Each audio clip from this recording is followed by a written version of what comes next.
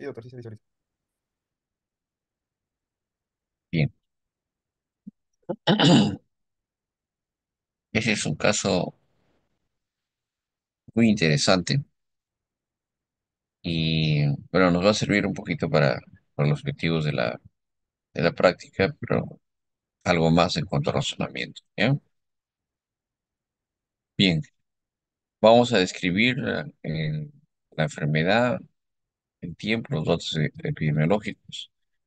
Hay que buscar los síndromes y la semiología quirúrgica del mismo, el diagnóstico probable y diferencial que hay que hacer en cada uno de ellos, el tratamiento médico y quirúrgico, el mejor tratamiento médico y quirúrgico recomendado, el seguimiento postoperatorio y conclusiones y recomendaciones. Todos nuestros casos deben tener este mismo esquema de análisis, ¿ya? Para poder llegar a las conclusiones, no solamente al diagnóstico, sino a las recomendaciones del mismo. No se olviden, descripción de la dolencia, síndromes semiológicos, diagnóstico probable, etcétera. ¿Ya? ¿Alguien está grabando la sesión? Ya, perfecto.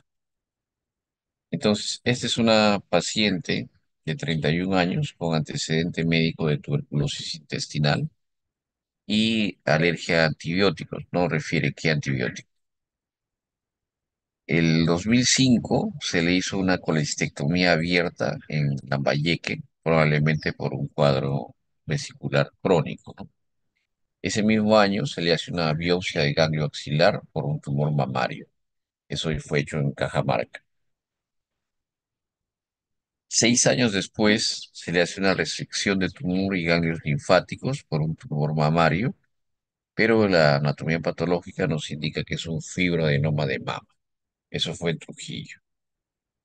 En abril de 2013, la paciente presenta un dolor abdominal intenso en el epigastrio, náuseas y vómitos e ictericia, por lo que acude al Hospital Cayetano Heredia, donde le realizan una ecografía con el hallazgo de dilatación de vías biliares intrahepáticas e imágenes compatibles con cálculos en el coledo, el cual presenta una dilatación de 12 milímetros. Al examen hay ictericia de piel y mucosas, impresiona cierta resistencia abdominal y el hemograma es normal. A ver, en este cuadro, ¿cuáles son el probable diagnóstico y tratamiento? ¿Bien? Nos vamos a tomar 3 minutos porque si no se nos acaba la clase y no vamos a tener tiempo para mayor discusión. Así que, a ver, ¿me pueden decir cuál es su impresión diagnóstica con esta sintomatología antes planteada? A ver, David Echevarría, cuéntanos.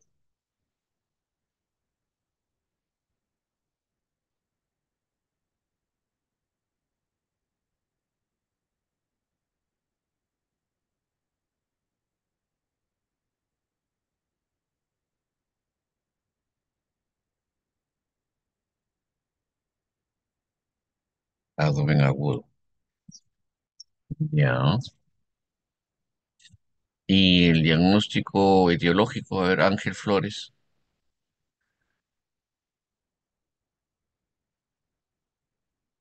¿Qué tal, doctor? Buenas tardes. ¿Puedes escucharme? sí te escucho perfectamente. Ok.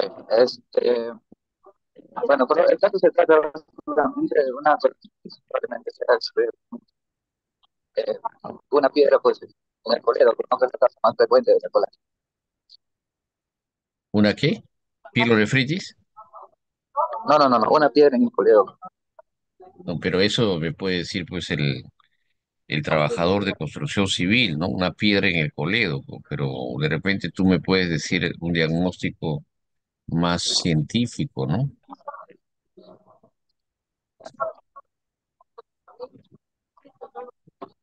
Bueno, es una colonitis por la polinización, hay ictericia, además tenemos la dilatación.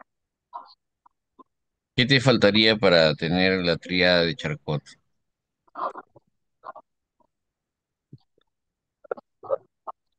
En este caso estaría la fiebre, ¿Cuál? la fiebre. Fiebre, claro. Sí, tu audio está un poco malo, pero entonces podríamos plantear como una colangitis. A ver, Sorelí, ¿qué dices? ¿Estás de acuerdo? Ese es el diagnóstico.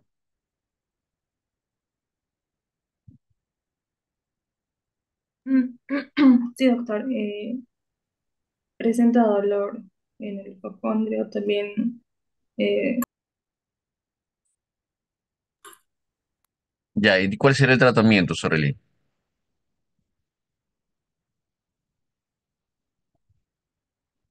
El diagnóstico es una coledocolitiasis, no hay dilatación de colédoco, hay ictericia, hay dolor en esa zona, cierta resistencia abdominal, pero el hemograma está normal, entonces es una coledocolitiasis, no una colangitis, porque no tiene fiebre, ¿no es cierto? ¿Cuál será el tratamiento indicado aquí?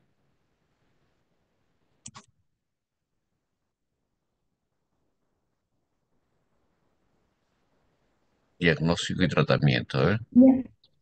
Sería, bueno, quirúrgico, una CEPRE. Quirúrgico, la CEPRE no es quirúrgico, ¿eh? ¿Qué es la CEPRE? A ver,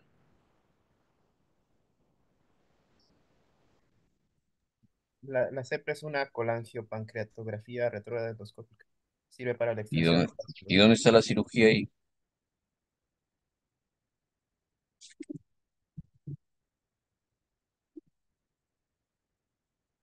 La CEPRE, como ustedes dicen, es una colangiografía retrógrada endoscópica, pero en realidad nosotros decimos CEPRE, pero porque nos estamos refiriendo de alguna manera es a una papilotomía endoscópica, ¿no es cierto? La colangiografía es la imagen que diagnostica y representa el problema.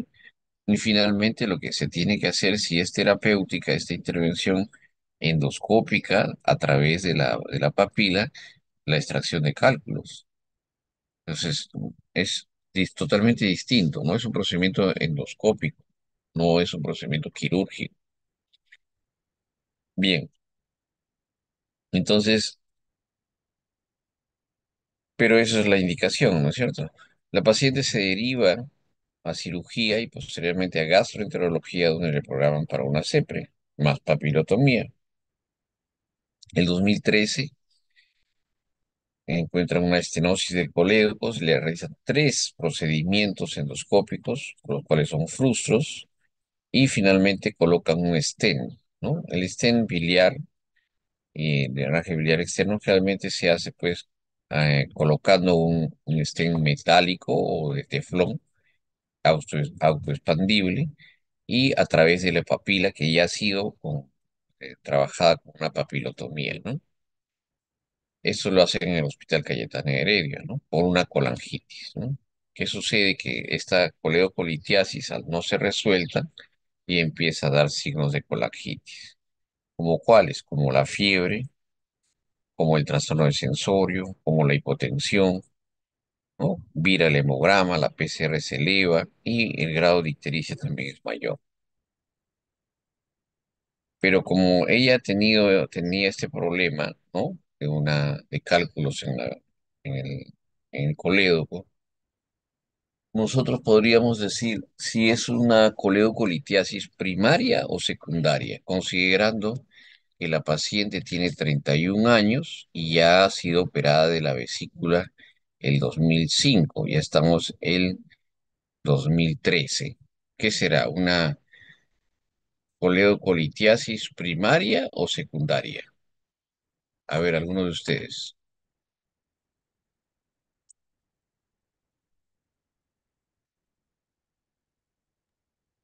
Por el antecedente, ya más antes que hemos visto en 2005, sería una secundaria. Una secundaria, ya, pero ya no tiene vesícula, ya no tiene cálculos. ¿A partir de dónde van a formar los cálculos?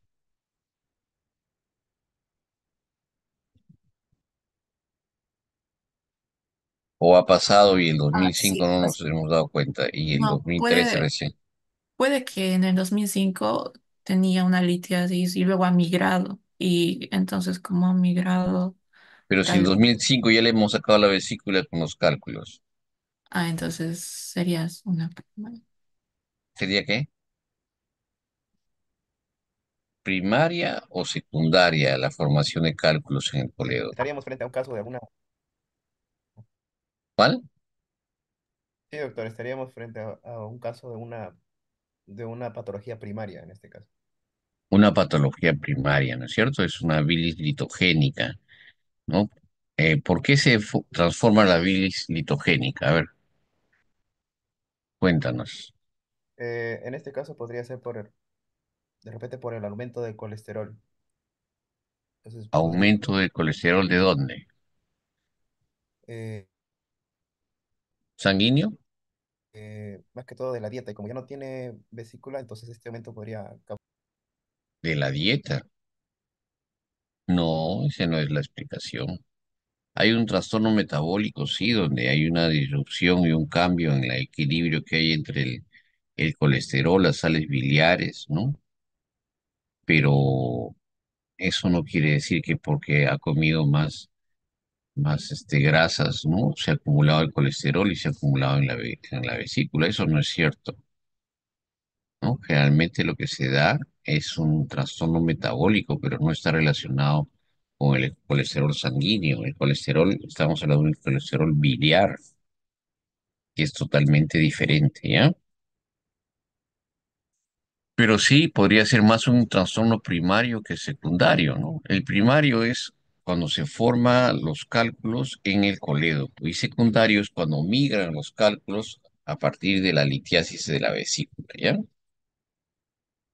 Entonces, con ese diagnóstico, vamos aquí, con ese diagnóstico de estenosis del colédoco y con la colocación de stent, en el 2014 deciden hacer una cirugía y se está pensando es una colecistitis, una coledoglitasis secundaria, porque si fuese, perdón, primaria, porque si fuese secundaria, sacas la vesícula, extraes los cálculos y se acabó, ¿no es cierto? Ya no hay más que hacer.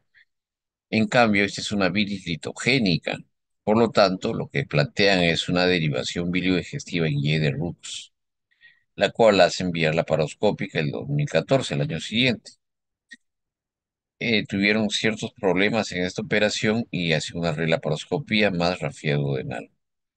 Pero aparentemente aquí estaba solucionado el problema. Sin embargo, al año siguiente tiene que colocar un catéter pigtail, ¿no? Por otra vez una colangitis. Es decir, vuelve a ser colangitis recurrente.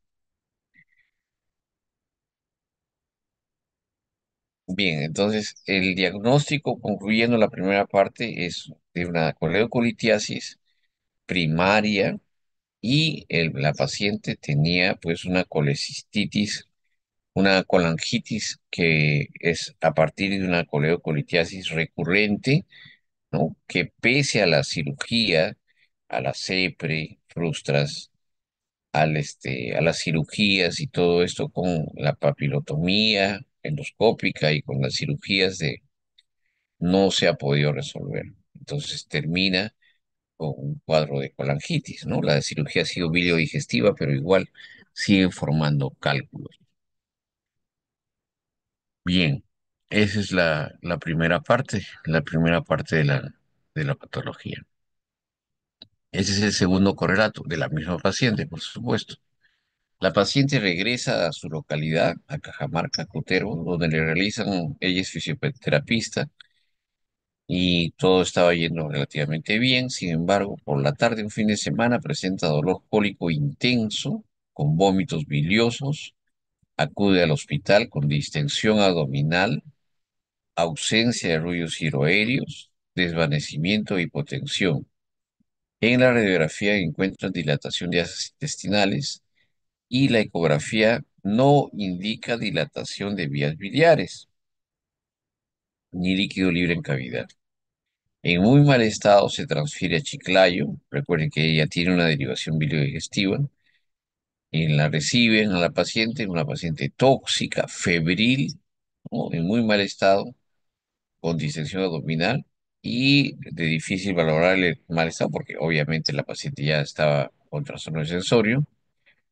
depresible, sin signos peritoneales, el abdomen, cierta resistencia difusa, el lactato llega a 5 y la PCR es más de 200, leucocitos en 28.000, pero no presente ictericia, miren, no presente ictericia. Muy bien, frente a este cuadro, estas son las preguntas. ¿Cuál será el diagnóstico y el probable tratamiento inicial y definitivo? A ver, Doctora, dentro del planteamiento sindrómico tenemos un cuadro doloroso abdominal emético y por lo que indican los hallazgos parece ser un cuadro de obstrucción abdominal y por la característica de los vómitos biliosos podríamos indicar que podría ser arriba del ángulo de Trace, pero como tienes una paciente que tiene el antecedente de formación de cálculos, también podría tratarse de una impactación en la válvula iliocecal. Eh, es lo que yo pienso, impactación en la válvula ileocecal. ¿Impactación de qué? de un cálculo. Un hilio biliar. Sí, doctor.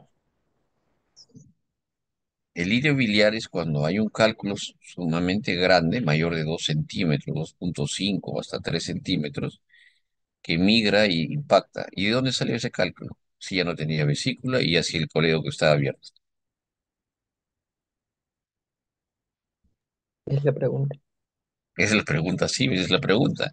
Porque si tú planteas algún diagnóstico, se supone que es un diagnóstico en base a un correlato clínico, ¿no? Un correlato lógico.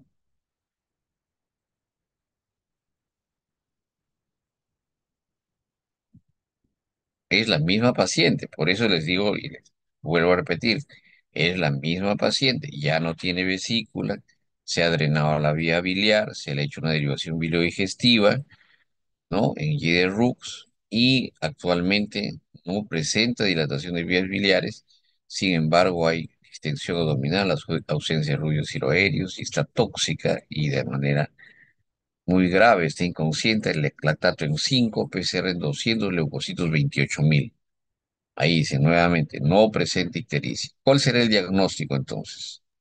Entonces sería como lo dijo mi compañero en primer caso, que sería obstrucción. Una Obstrucción. obstrucción intestinal. Ah, Ya. ¿Pero la obstrucción será por un hilio biliar o por otra causa?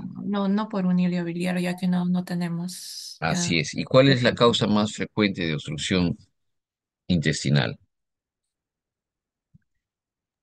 Bridas y adherencias. Así es, Briacia herencia. Muy bien. Aquí participan dos nada más. Bueno, hasta tres ya. Y pare de contar, ¿no es cierto? Entonces el diagnóstico sería obstrucción intestinal por vías y adherencias. Muy bien, vamos a ver qué pasa con la paciente.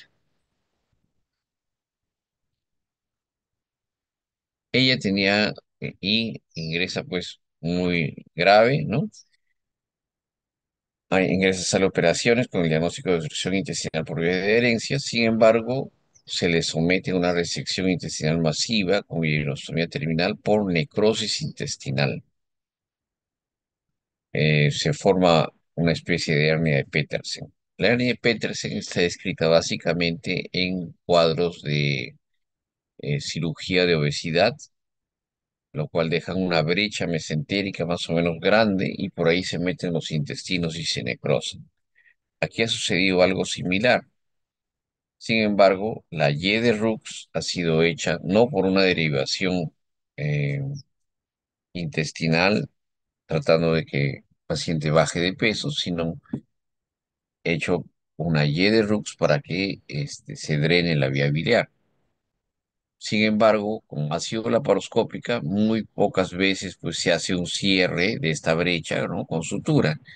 Y por ahí se metieron los intestinos, por eso algo similar a una hernia de Petersen, y estos intestinos se necrosaron. ¿Ya? Muy bien, el 28 de junio hace una desviación de abscesos, ¿no? Es trasladada a Lima para tratamiento médico y quirúrgico, hospitalizada en el Hospital Loaiza, con diagnóstico de intestino corto. Recuerden que es una resección intestinal masiva.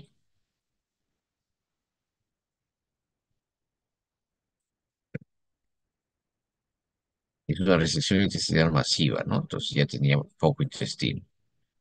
Se traslada acá a Lima, al Hospital Loaiza, con, además de intestino corto, falla hepática. Inicialmente recibe NPT, ¿no? Por catéter venoso central, y después le cambian un POR. La paciente luce adelgazada, con escasa tolerancia a la dieta, altos flujos por irinostomía. Se hizo una yeyonostomía en esta operación, en esta resección intestinal. Obviamente está con lactato en 5 PCR volando, 28.000 leucocitos. No es conveniente hacer ninguna reparación intestinal. Entonces se le hizo yeyonostomía. Y el drenaje, ¿no? de la zona biliopancrática ya derivada, ¿no? Con anastomosis, fue enviado hacia afuera a través de una sonda Foley. Y se le indica a la paciente y sus familiares la necesidad de un trasplante de intestino delgado e hígado, es decir, un trasplante combinado. ¿Listo? ¿Tienen el caso? Bien, vienen las preguntas. La paciente ingresa a la unidad de falla intestinal de nuestro hospital con el diagnóstico de síndrome intestino corto, menos de 50 centímetros en total, desnutrición severa, más de deshidratación, índice de masa corporal 17.7, lo normal es 18.5, más de 18.5. Una estenosis biliodigestiva, asa bilioentérica con drenaje externo, ¿no? Con una sonda Foley. Ahora les voy a pasar el esquema. Descartar cirrosis biliar secundaria, sepsis, punto de partida biliar, síndrome hemético con cialorrea y tratamiento con ondansetron y NPT prolongada, en este caso por un catéter de larga permanencia tipo POR. Bien, ¿cuál será el plan en la evaluación y priorizado de esta paciente? A ver, ¿alguien me dice?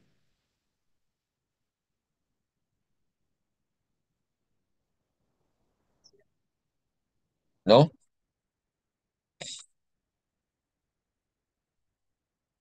Sí, claro. A ver, le doy estas posibilidades. Instalación del catéter venoso central de larga permanencia, sea pico tunelizable y NPT domiciliaria. Estudios diagnósticos y terapéuticos para intentar rehabilitación intestinal. Iniciar trámites para evaluación por centro trasplantador latinoamericano. El más cercano es Argentina, considerando trasplante de intestino aislado y de drenaje percutáneo y biopsia hepática para valorar trasplante combinado tipo hígado más intestino.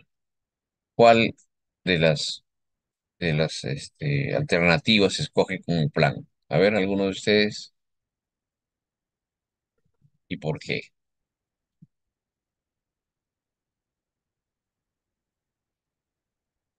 ¿Ah?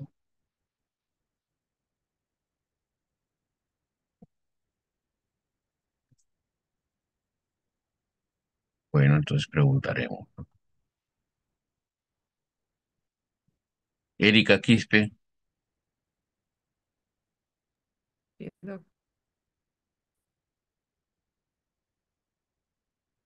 Erika Quispe. doctor. Sí, no, sí, doctor, no quiero que me digas A, B, C, D, E. ¿Cuál?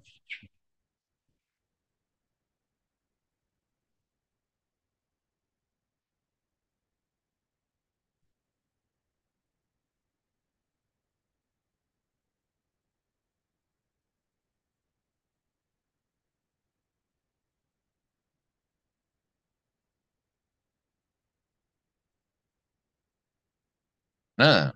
Sí, doctor, nomás. Ingrid,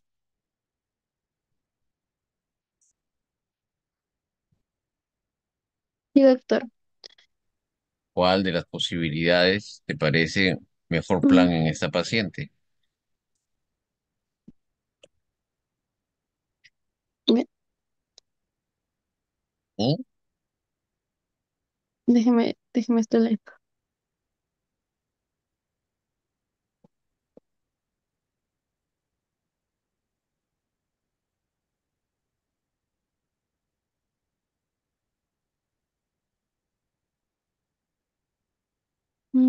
Tal vez sería el hecho de la prioridad inmediata, ¿no? O sea, la A, ¿no? La instalación de CBC de larga Y que se vaya a eh, domicilio, ¿no? permanente. Claro. Ya. Bueno, nosotros escogimos la B, ¿ya? Porque obviamente le ponemos el catéter, pero no hay pronóstico, o sea, hasta que falle la NPT y regrese, ¿no? Entonces escogimos pues es hacer los estudios. Como tenía un catéter instalado a través del hígado, que esa es una forma de tratamiento de las colangitis, que es a través de un catéter percutáneo instalado en las vías biliares, ¿no? Intrahepáticas para hacer un drenaje. Nosotros hicimos los siguientes procedimientos: impedanciometría para medir el estado nutricional, tomografía multicorte para ver si es que hay colecciones, otro CTPH y drenaje biliar externo, que ya lo tiene, NPT exclusiva, un angiotem para ver si hay problemas vasculares, endoscopia digestiva alta, la cual salió negativa, y proteínas hepáticas para ver el estado de disfunción en el hígado, ¿no? Pues, de todas maneras, un intestino corto siempre disfusiona el hígado. Y a través del catéter se le pasó sustancia de contraste porque podríamos decir que había signos de colangitis, ¿no? Es decir, que hay una obstrucción a este nivel, ¿no? Esa es la...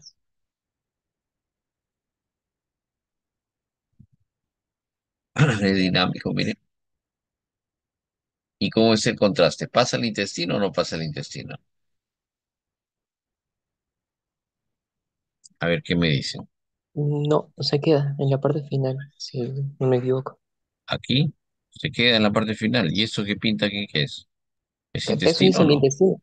Eso ya es el intestino, porque si es eso, Claro, sí pasa. entonces sí pasa, pues es una derivación biliodigestiva, pero sí hay pasaje, ¿no? Ese es el esquema con el que viene la paciente. Viene con una derivación biliodigestiva, la cual hemos visto que está permeable, que hay pasaje, está con un drenaje biliar externo, pero este intestino, ya que se ha necrosado, ¿no? Y se ha perdido la Y, hacemos que ellos le han puesto, ¿no? Me refiero ahí en otro hospital, así vino, una sonda Foley y un tubaje yeyunal, ¿no? Para tener una yeyunostomía dirigida. Esto queda con una ostomía y aquí también el cierre de muñón.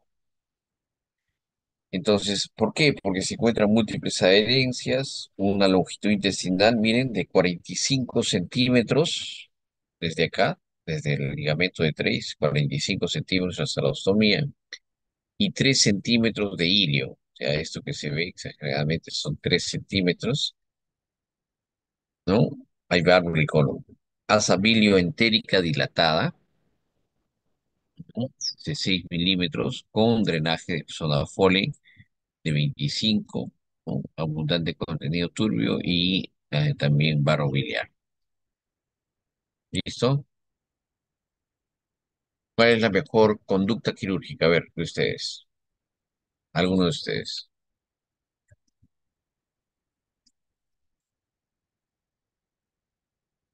¿Alguien se anima?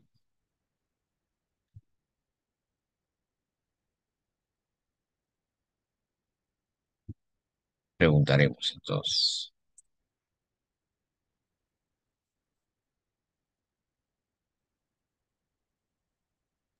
Doctor, una ¿Mm? consulta. En este caso, bueno, recordando de las anteriores alternativas, como todo este problema del paciente se basa en que tiene síndrome de intestino corto, había planteado la alternativa de trasplante de intestino. Ajá. O sea, eso es a la larga, pero en teoría esa sería la mejor opción quirúrgica para el paciente. Yo No, pienso que no. Ok, ok. es la peor opción para el paciente. ¿Por qué? Porque si tú le trasplantas el intestino, ¿no? Y en este caso incluso debería ser un trasplante combinado, porque el hígado no creo que esté funcionando bien con tantos problemas que te digo con angitis recurrentes. Entonces, si tú le trasplantas el intestino, tienes una sobrevida a los 5 años del 60% en los mejores de los casos. Entonces, ya le das a los 10 años prácticamente ninguno sobrevive. Estamos con una sobrevida pues de 10%, 20%, no más. Entonces, le das un tiempo de vida cuando le haces trasplante, ¿no? entonces no es la mejor opción. Entonces, por eso se decidió estudiar cómo están los segmentos y todo eso, ¿no? Y en el hallazgo operatorio se encontró que era un intestino corto, ¿no? La mejor conducta quirúrgica. A ver, ¿cuál será la mejor conducta quirúrgica frente a este escenario, ¿no? Encontramos esta derivación hacia afuera a través de un drenaje, esto hacia afuera a través de la Foley y una ostomía, ¿no? A este nivel. Eso es todo lo que tenemos. A ver, ¿qué podremos hacer? Posibilidades. Realizar solo una restitución intestinal y no tocar el segmento intestinal con derivación biliodigestiva. Una restitución intestinal, además de una anastomosis y ayuno ileal y ostomizar el segmento intestinal. Una anastomosis y ayuno colónica con biopsia hepática y programar un nuevo drenaje transparente hepático. O rehacer la derivación biliodigestiva y reconstruir en hidrox. A ver, ¿cuál? A, B, C, D. A ver, Luz Mamani.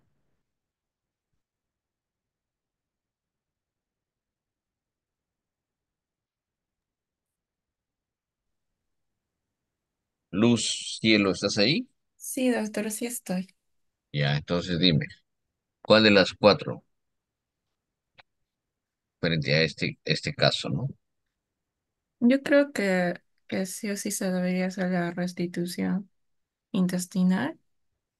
Ya, pero solamente la restitución entre A o B. Mm, Eso, eso estoy en duda. Mm, Bien, lo que se hace es esto. Una anastomosis yeyuno ileal, 45 centímetros, más 3 centímetros distal, ¿no? Una anastomosis bien difícil, ¿no? Complicada por los segmentos intestinales tan delgaditos, sobre todo esta parte distal que estaba excluida, pero se logra hacer pues una anastomosis en un plano con polipropileno 3,0. Y el asa de ostomía bilioentérica que se retira, pues, ¿no? Se le pone una gastrostomía, como ven ustedes, es colocación de un tubo dentro del estómago. Y también se hace una apendicectomía profiláctica y mantienen el drenaje de la transparencia hepática, ¿no? Entonces, esa es la cirugía que se hace de restitución. No se hace una restitución completa, sino que se hace solamente, se prioriza la unión yeyuno iliocólica, ¿no? ¿Ya? Sí, dime.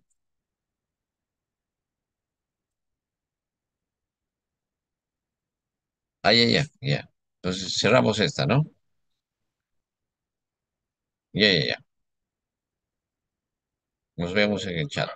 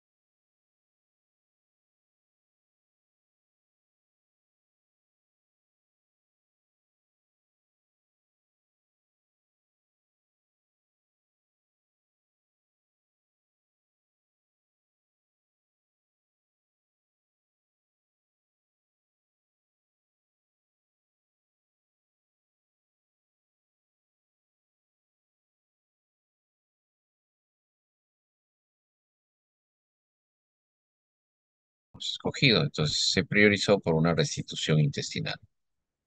Lo que se hizo en la paciente, perdón, es una anastomosis yeyuno colónica de 45 más 3 centímetros, el asa bilio intestinal, ¿no?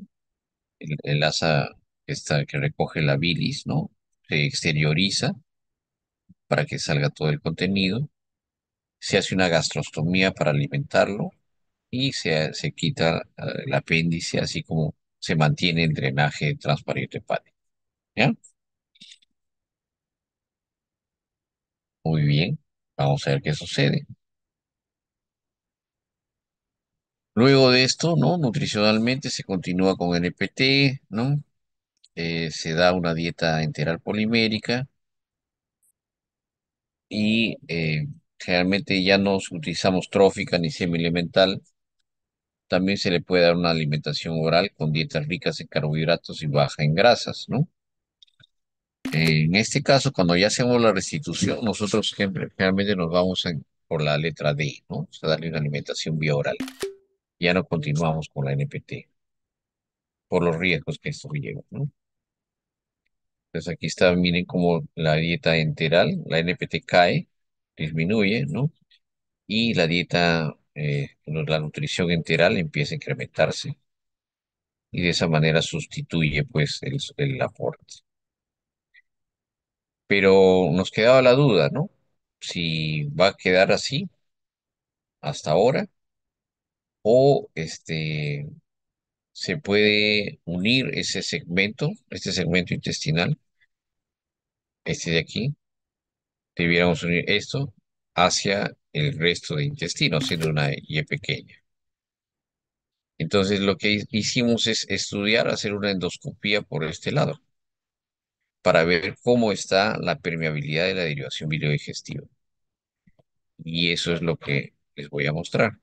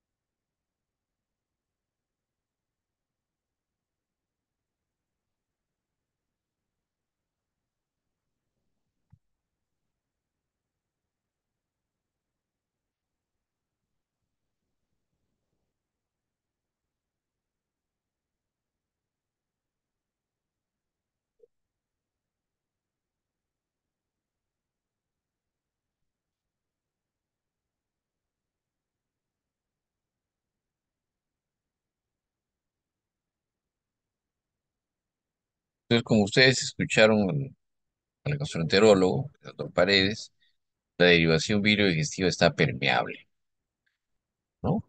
Y ya con ese diagnóstico, pues nos quedamos más tranquilos, ¿no? Viendo a futuro la opción de restituir. La paciente recibe NPT posoperatorio por 12 días, como vieron, se le retira después el catéter y empieza a recibir nutrición enteral por la gastrostomía y después ya vía oral. Fue dada de alta el 21 de diciembre y luego de pasar las Navidades reingresa por una deshidratación severa, pero tan pronto como algo del 30 al 1 de enero, 30 de diciembre al 1 de enero, la paciente ya eh, es evaluada, ¿no? Se le hace un tránsito intestinal y miren que pasa muy bien, pues este es este es el intestino delgado y este de aquí es el colon, ¿no? Entonces pasa a colon derecho, no hay signo de estenosis, de obstrucción y aparentemente la paciente pues ya evoluciona bien. Es dada de alta. Sin embargo, el 16 de febrero, este es el tercer correlato y el último, el 16 de febrero presenta fiebre, calosfríos, ese es el término, ¿no? No me he equivocado, lo buscan en internet, no es escalofríos, es calosfríos, dolor abdominal, vómitos y diarreas, fiebre con escalofríos. Al examen se encuentra leve ictericia de escleras, abdomen doloroso, sin signos peritoneales, piel fría húmeda, Glasgow en 12, hemograma 18.000 leucocitos y 22% de basones, PCR 320. Se realiza una ecografía con hallazgo de ligera dilatación de vías biliares, catéter percutáneo in situ, tomografía no se encuentra líquido libre en cavidad, Asas intestinales dilatadas sin signos de obstrucción intestinal. Se decide ingreso a sala de operaciones. La paciente estaba muy mal, ¿no? Evidentemente. Muy bien. Ahora sí quiero que me digan, Fabricio, ¿cuál es su diagnóstico?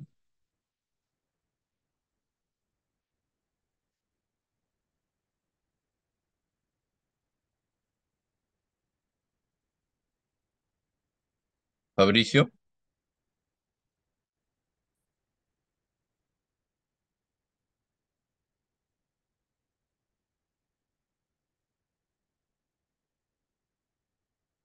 Ya, ya, ya, ya. En vez de estar buscando esas cosas, contéstame la pregunta.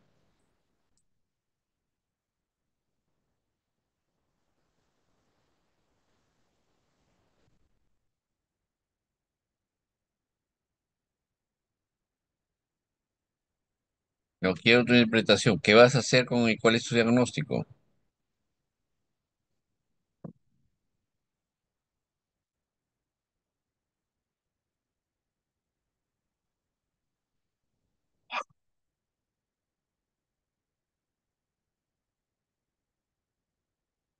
Ángel Flores.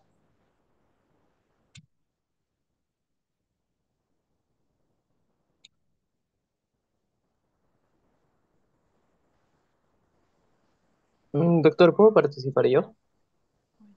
Ya, participa. Eh, el diagnóstico que estoy viendo es una colangitis, pero con pentada de Reynolds. O sea, si bien no nos da el dato de la hipotensión, por la alteración hemodinámica le podemos sacar por el dato de la piel fría y también con la alteración del sensorio, donde dice que el Glasgow es en 12. Ya. La pregunta es la siguiente. Si es una colangitis, ¿por qué será? Si ya no tiene vesícula, si se ha drenado la vía biliar, se ha hecho una derivación biliodigestiva, la cual está permeable radiológica y endoscópicamente, se ha hecho la restitución del tránsito intestinal, se ha unido a los intestinos. ¿Por qué colangitis?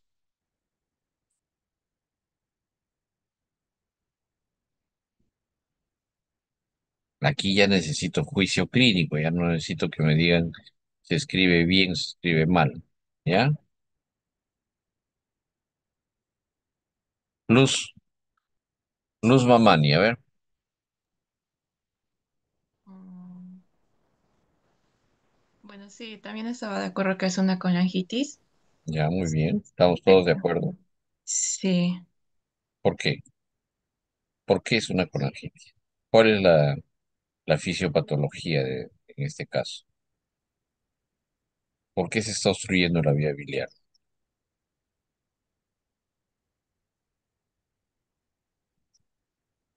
¿Alguien sabe? Fabricio, dime.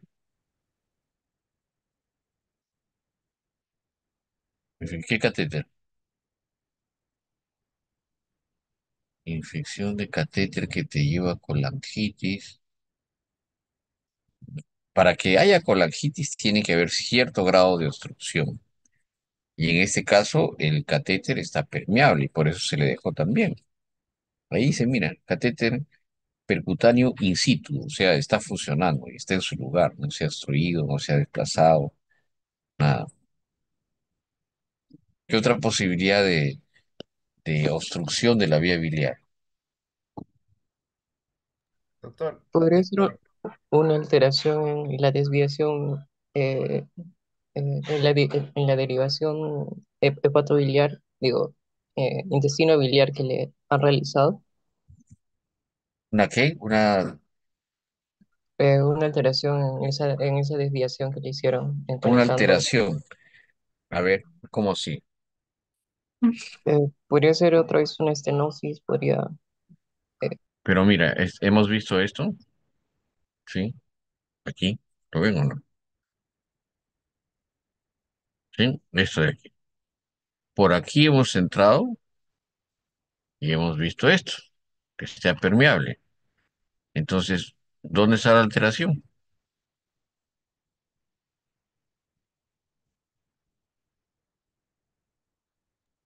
Doctor, disculpe, en el tercer párrafo nos menciona de que hay una ligera dilatación de vías biliares Y viendo que ningún otro diagnóstico es compatible porque hemos hecho un buen trabajo en todo lo que es la fase operatoria, podríamos dar dos opciones, ¿no? La primera sería de un problema ya autoinmune, si podría hacerse, y la otra sería ya clasificarla como idiopática. Pero yo más voy por el lado autoinmune.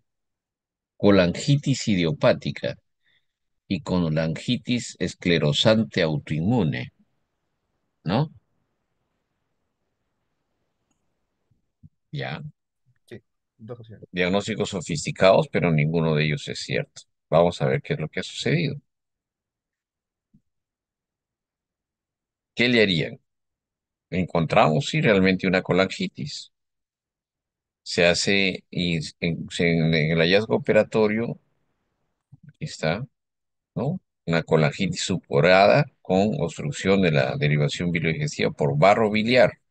Ya no hay piedras, pero hay un barro que estaba consistente y obviamente llega a obstrucción. Se hace un abordaje de asa ciega, o sea, no entramos por aquí, sino por aquí, con un Beniqué 18 y 20, que son como unos catéteres, ¿no? Eh, que calibran, ¿no? Y van dilatando la zona de ingreso. Pues por aquí se mete el Beniqué 18 y 20 y se le coloca una sonda nélato-conductor. Entonces, frente a esto, nosotros decidimos una anastomosis entero-entérica, lateral con sutura de absorción lenta, ¿no? ¿Por qué? A ver, ¿por qué hicimos esta cirugía? ¿Por qué no solamente drenamos la vía biliar, que ya estaba drenada, de hecho, se pasó con la ostomía aquí? Y con esta no dejamos esto solamente, y tenemos que hacer la derivación biliodigestiva. A ver, si alguien me responde, apruebe el curso.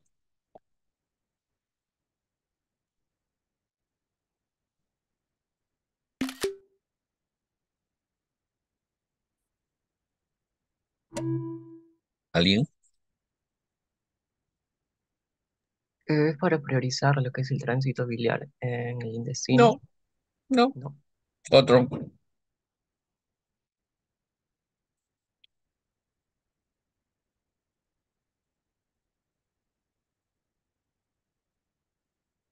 La paciente hace colangitis recurrente y es una colangitis a partir de una litiasis biliar primaria. Y además de eso, forma cálculos o barro biliar. Entonces, ¿por qué no hacemos solamente la derivación externa si no tenemos que hacer la anastomosis? A ver, ya eso es juicio clínico nada más, ¿ah?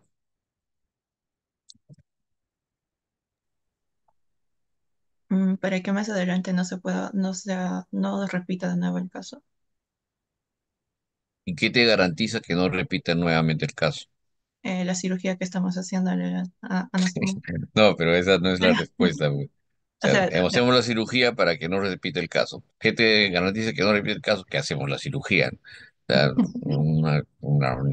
ya el Chavo del Ocho hace tiempo que no pasan las series, a ver.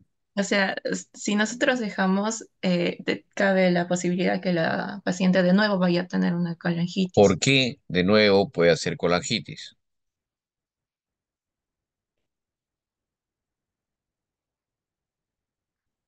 por la obstrucción que se ha tenido de... Ah, ¿cómo es esto?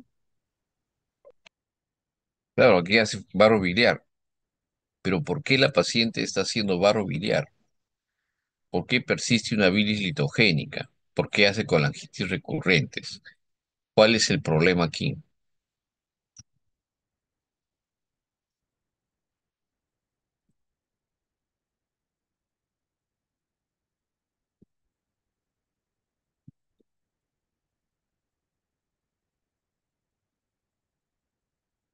El problema es que ustedes no han leído, muchachos, porque si no, ya hubieran aprobado el curso.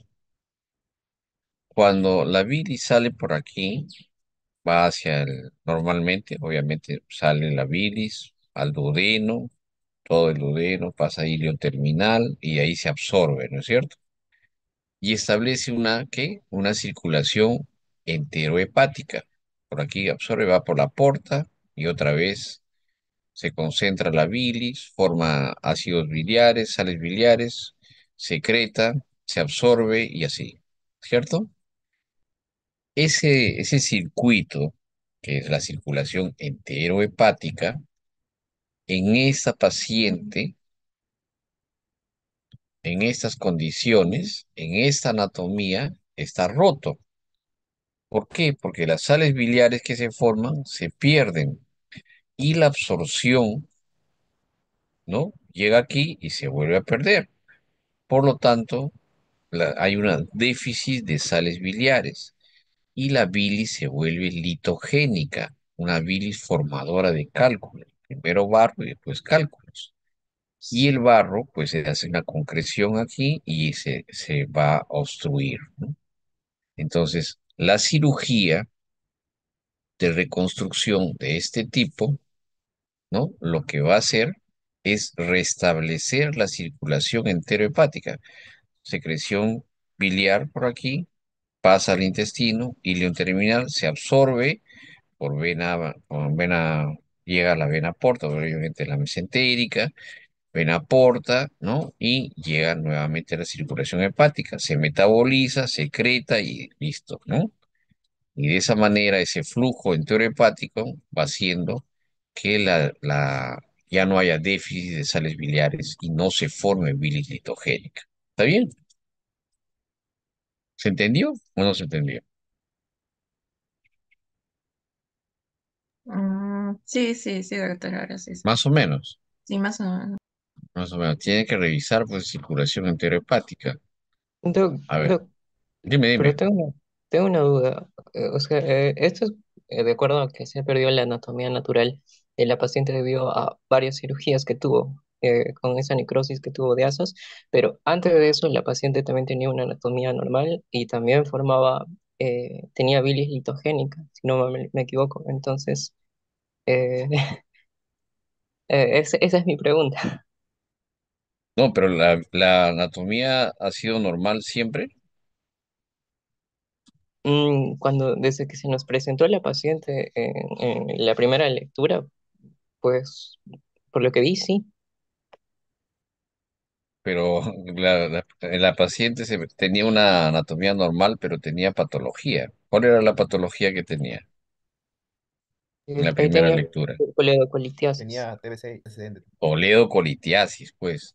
Pero nosotros hemos resolucionado la coledocolitiasis, ¿no? Haciendo una derivación biliodigestiva, ¿no? Primero con drenajes y luego derivación biliodigestiva. Primero drenábamos la bilis, disminuíamos la presión, ¿no? De la vía biliar.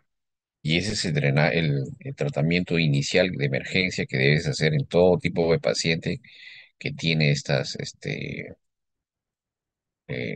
afección. Sin embargo, también sacamos los cálculos, ¿no es cierto? Hicimos la derivación biliodigestiva, pero eso no fue suficiente. ¿Por qué? Porque había un déficit metabólico.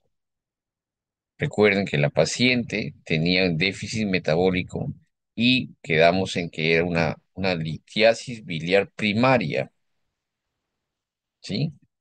Obviamente, cuando nosotros hicimos la cirugía de derivación, ¿no? Y con el accidente que tuvo, ¿no? Definitivamente, pues, llevamos al problema de tener una bilis litogénica, ¿no? Y eso lo hemos ido perpetuando. Menos intestino para absorber y la bilis litogénica. Entonces ya no teníamos más recursos, pues, que, este, que es estar sometidos al metabolismo de la paciente, ¿no? Estoy buscando un esquema donde se muestra eh, la circulación enterohepática. Espérense un ratito, ahorita vamos a ver aquí. Tampoco está aquí. Y hace tiempo que no dicto. Aquí está. Entonces vamos a regresar aquí, compartimos. Miren, esta es la circulación enterohepática, ¿no es cierto? El hígado forma pues la bilis, ¿no? La bilis se va a concentrar en en la vesícula biliar y finalmente se va a secretar. Esta bilis contiene las sales biliares. Las sales biliares normalmente transcurren del duodeno hasta el ilio, se absorben, ¿no? Por los capilares, ¿no? Por la zona intestinal, enterocitos, los capilares, y viajan por la vena, ¿no? Las venas mesentérica y luego la vena porta, y luego otra vez van al hígado y van a formar un pool de sales biliares. Cuando esto se interrumpe, ven aquí, cuando hay esta interrupción, entonces la circulación enterohepática hace que las sales biliares se pierdan, se vayan a la bolsa de la ostomía. Y hay un déficit, ya no tienen que absorber, pues no, el hilio no tiene que absorber y hay un déficit de sales biliares. Ese déficit severo de sales biliares lleva a una bilis litogénica. Se rompe el triángulo que diluye el colesterol y finalmente hay precipitación y bilis litogénica. Por eso es que la paciente, pese a que le sacan los cálculos y todo eso, la bilis sigue siendo litogénica. Entonces, la mejor forma para poder tratar estos casos, ¿no? Es hacer una restitución. Y una restitución llegando a una anatomía más o menos que pueda, de alguna manera, sustituir ese déficit de bilis, ¿no? Y ahora, espérense un ratito, vamos a entrar aquí, esto aquí. Dice, se ha detenido la función de compartir pantallas, ¿ya? Aceptar, aceptamos. Vamos aquí al las reporte de casos, evaluación caso 5. Este es el caso. Ratito, ahorita les lo presento, ya para concluir. Entonces, con esta cirugía, Zoom, compartir, acá.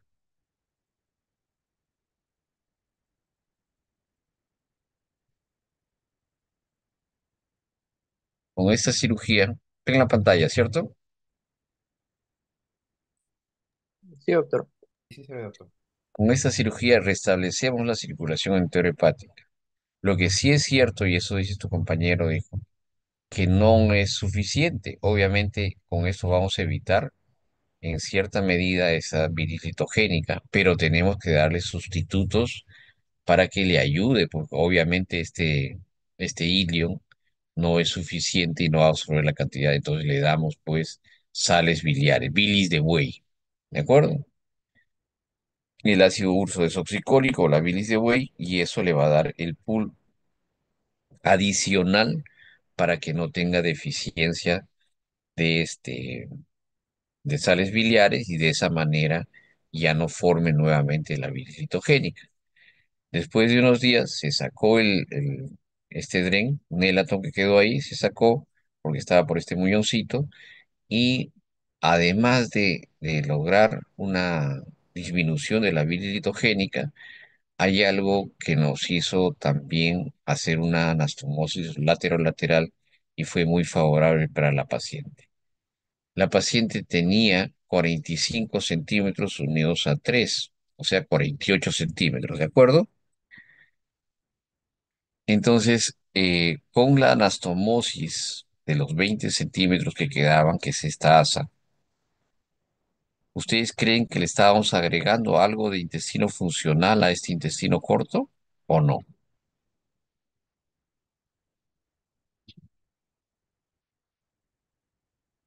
¿Qué dicen?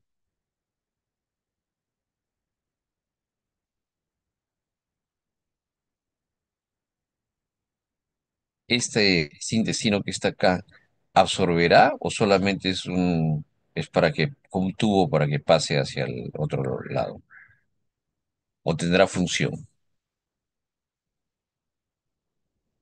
Si la anatomía vascular está conservada, puede preservar su función absortiva. Así es, y eso es lo que hemos buscado, porque no vamos a unir un intestino que está con deficiencia vascular, ¿no? Entonces, ese segmento intestinal estaba vital. Por lo tanto, lo hemos unido y hemos logrado que esos 20 centímetros se unan, ¿no? con los otros 48 centímetros que le quedaban y de esa manera hemos mejorado, ¿no? la longitud intestinal residual y en la paciente ha podido salir del intestino corto. Entonces ya no se le tuvo que hacer ni trasplante de intestino ni trasplante de hígado, ¿no? Porque las afecciones tanto hepática con las colangitis recurrentes y la disfunción hepática y un hígado colestásico, eso ya se resolvió, como el intestino corto también fue resuelto. Y esta es la paciente que le evoluciona favorablemente luego de 2 meses con la invitación oral y terapia enzimática. Aquí está la terapia enzimática, ¿no? De las sales biliares, retorna a su localidad, sigue controles, sin embargo, se pierde contacto por la pandemia, ¿no? La paciente queda con un intestino ultracorto y una derivación biliodigestiva en Geder-Rux, ¿no? Y disfunción hepática. Listo, muchachos. ¿Alguna pregunta o quieren saber más de este caso?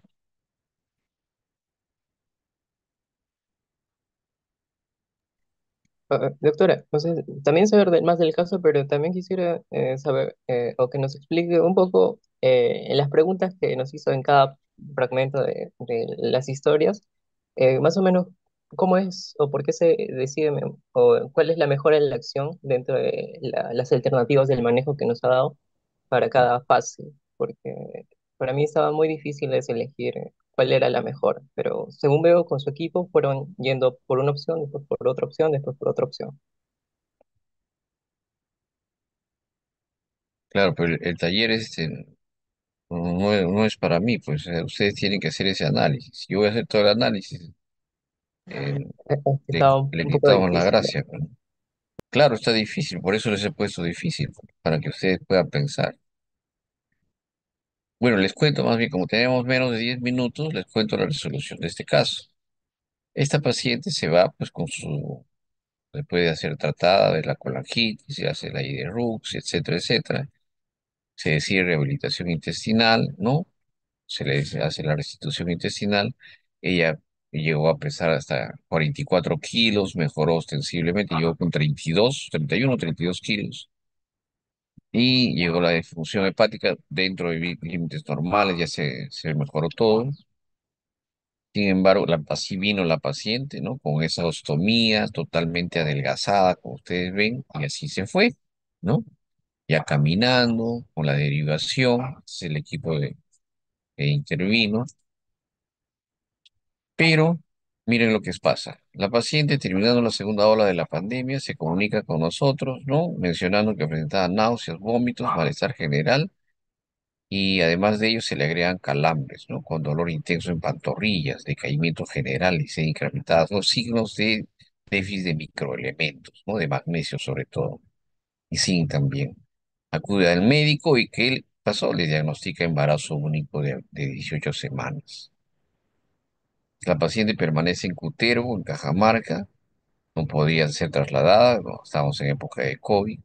Sin embargo, a las 2 semanas se deteriora mucho más, deshidratada, calambres en los pies y manos, palsemia, sed incrementada, decaimiento general, y con el diagnóstico de 20 semanas de embarazo con intestino corto, ¿qué conducta propone? Terminar el embarazo, ya que es un embarazo que está causando y poniendo en riesgo inminente la vida de la paciente, iniciar tratamiento nutricional y suplementos orales en su localidad, trasladarla a Chiclayo o que venga con nosotros para empezar a trabajar un tratamiento multidisciplinario. La respuesta es la D, si no, no estaríamos conversando. Entonces la paciente viene, 28 semanas de gestación, calambres, extremidades, baja de peso, astenia, y ahí tenemos ya el embarazo, ¿no? Se hacen los controles, ¿no? Había retardo de crecimiento uterino, pero era leve, ¿no? Retardo tipo 1, y la paciente se hacen los controles, finalmente se maneja con un equipo multidisciplinario, no se hace el aborto terapéutico porque ya tenía más de 22 semanas, y la ley peruana protege al feto cuando ya tiene más de 22 semanas, ya son dos, entonces gestación única de 32 semanas, hay déficits, la hemoglobina está con una anemia de todas maneras, y también hay déficit de los ácidos biliares, mantiene esa deficiencia. La paciente inicia nutrición enteral, pero presenta un prurito intenso palmoplantar y bilirrubinas elevadas. Entonces dijimos colangitis otra vez, pero no. Lo que tenía, ¿no? Ya el comité de ética decidió, como les dije, una vitaminosis y finalmente la paciente tenía un cuadro de colestasis intrahepática gestacional, pero es un cuadro benigno, felizmente. Entonces se hizo el dosaje de ácidos biliares, estaba en 7,8, estaba bajo, pero podía tolerarse todavía médicamente. Se hace la junta médica, se decide que a las 34 semanas debe terminar el embarazo. Felizmente se le pone la vacuna de COVID-19, que estaba en la segunda ola, pero igualmente se infecta, sale de la infección, ¿no? La dan de alta de la infección, regresa con nosotros y finalmente logra, pues, a través de la cesárea, la gestación y un parto las 34 semanas. Actualmente, bueno, en esa época, la gestante tenía una niña de 4 meses, ya con ganancia de peso, obviamente nació prematura y no había cambios, pues, ni metabólicos ni de otro tipo en ella. Saludable. ¿Listo? ¿Preguntas?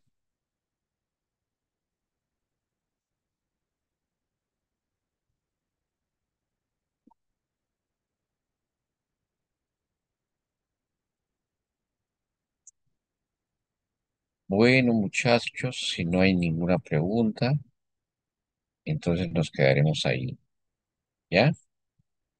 Ya saben que el origen de la colangitis puede ser primario o secundario, y sospechen de primario cuando es recurrente, cuando ya no tiene vesícula y cuando obviamente es una paciente más o menos joven, como ella, y que tiene disfunción hepática, ¿no? El tratamiento, ya saben, el drenaje percutáneo, así como la CEPRE, ¿no? Básicamente van dirigidos a disminuir la hipertensión en las vías biliares. La CEPRE tiene la ventaja de extraer cálculos, ¿no? Pero eso es parte del tratamiento. Debe ser complementado sobre todo en coledocolitiasis primaria, es decir, con ese trastorno metabólico de tratamientos de sustitución de sales biliares, como se dio en este caso. ¿Listo?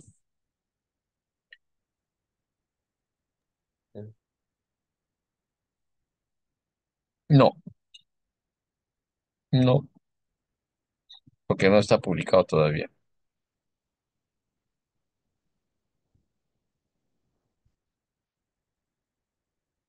Bien, muchachos, entonces nos quedamos ahí. Nos vemos la próxima semana.